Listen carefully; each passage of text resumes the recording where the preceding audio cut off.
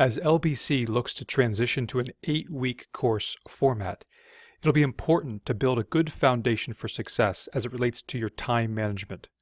And so in this video, we're going to look at 4 aspects of time management essentials. First, we'll look at what you can do before your course to make a plan. Second, we'll look at your ideal week as a way to build in good time management habits. Then we'll talk about managing your time using work-life balance. And finally, we'll talk about the power of margin in order to maximize your productivity. And so in pre-course planning, what we're really talking about is we're talking about the syllabus. Your syllabi will be available 10 days before the start of the course. This is your roadmap for each new course. And you'll find it in your Canvas course under syllabus, and then you'll be able to look at the document, which will have weekly as well as long-term assignments. And these weekly assignments, perhaps something like reading or discussion board posts, these will happen pretty frequently. And so you'll be able to add in those times on your ideal week. For the longer assignments, it'll be important to put the deadlines on your course calendar.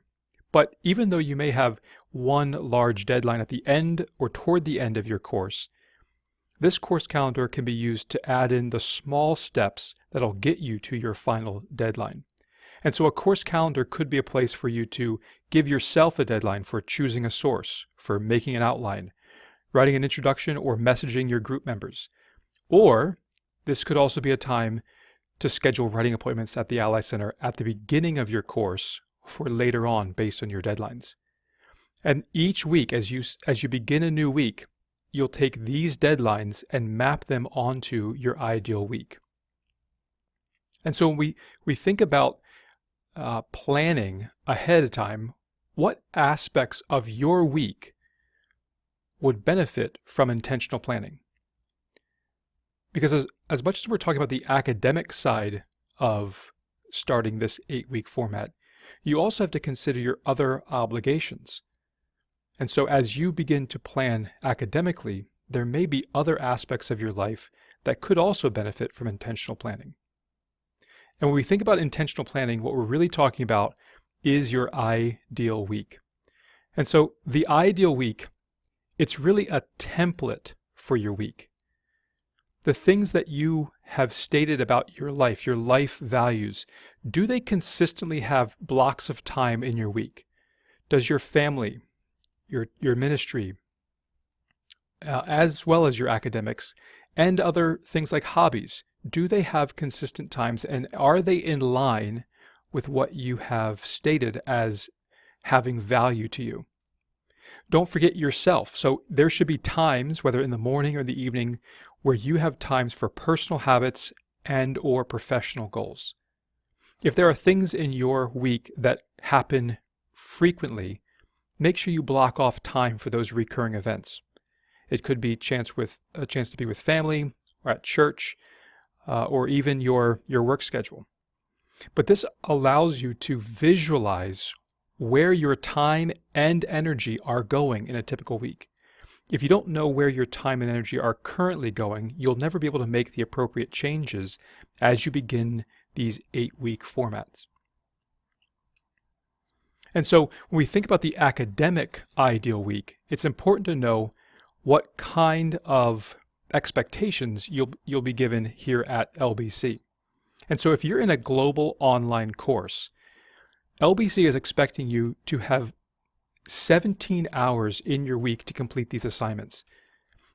In these weeks, you'll also have 1 hour of a Zoom time with your professor. Also, keep in mind that your discussion board posts will have something due on a Wednesday as well as a Saturday. So as you're visualizing where your time and energy is going each week, you'll need to add in consistent blocks of time in order to meet this template.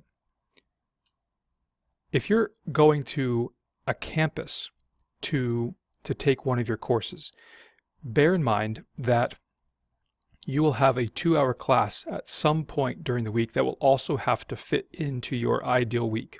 And again, your discussion board posts will have regular intervals of expectation, so Wednesdays and Saturdays. For those who may be in a graduate program, your residency week will look different than your regular class time. And so those 17 hours will be budgeted in class.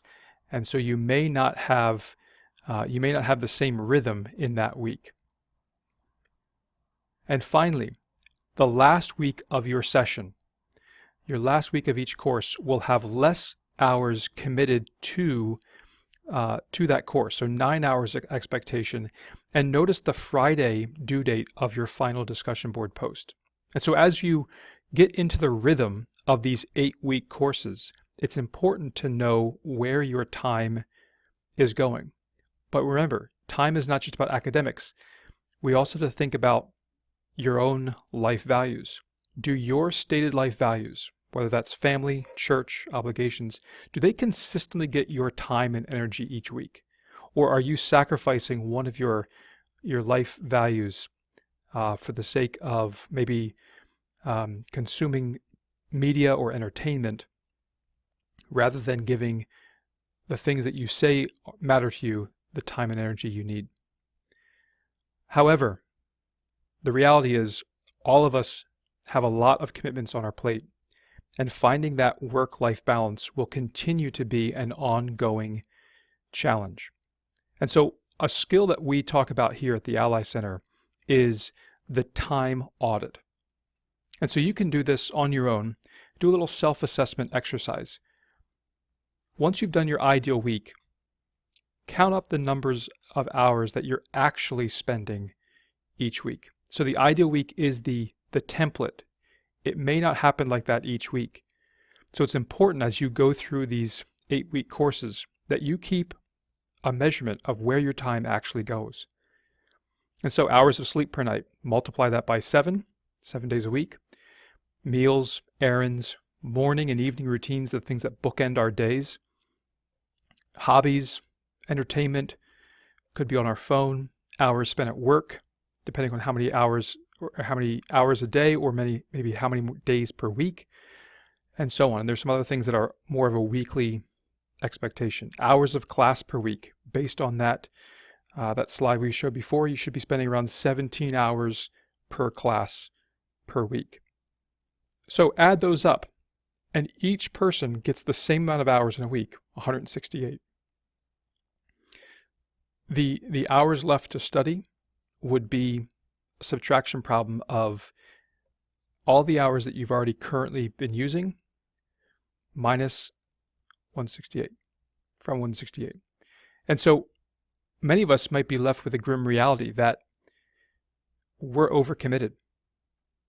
And so it's important to remember that we can't necessarily make more time. So when we talk about time management, it's not that we're creating more time, but what we're doing is we're managing our attention and our energy. And so where we put our attention, that's where our energy is going. Where our attention goes, there our energy flows. And so when we really talk about time management, we're talking about self-management. We're talking about self-management. And so there may be things as we begin to manage ourselves that we may actually have to say no to for a season in order to say yes to something greater. So take a moment. What's something in your life that is a good thing? But as you start this new program, or as you continue in this program, you'll need to actually step back from, maybe completely or partly for a time, in order to say yes to something greater. So that's the benefit of the ideal week and your time audit. Where would you like your time to go? Where's your time currently going? And if you realize you don't have enough time in your week, you may have to say no to something for a season. And as you say no to things, remember, it's not being selfish. You have to give yourself margin. And so if you look at your ideal week and there is no space to recharge, there's no space for yourself or for the people that you care about, or a chance to just be, to sit with others, or with time in the Word, then that might be a sign that you need to take a step back from something. because we're made in a certain way. We're made to be we're designed after God's image. And our bodies take on the unhealthy stress, which can disrupt the rhythms that God has designed for us. It's like a guitar string.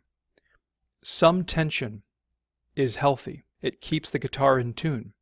However, avoiding all tension means the guitar is out of tune. But in the same token, if we have too much tension, trying to do more and work harder only serves to add more tension, which is actually not going to bring us back into tune. And so as you think about your time and your life and how you've designed your weeks, remember that God's design for you is to live within a rhythm. There is a time for things, Ecclesiastes tells us. In Mark, Jesus says that the Sabbath was made for man, not man for the Sabbath.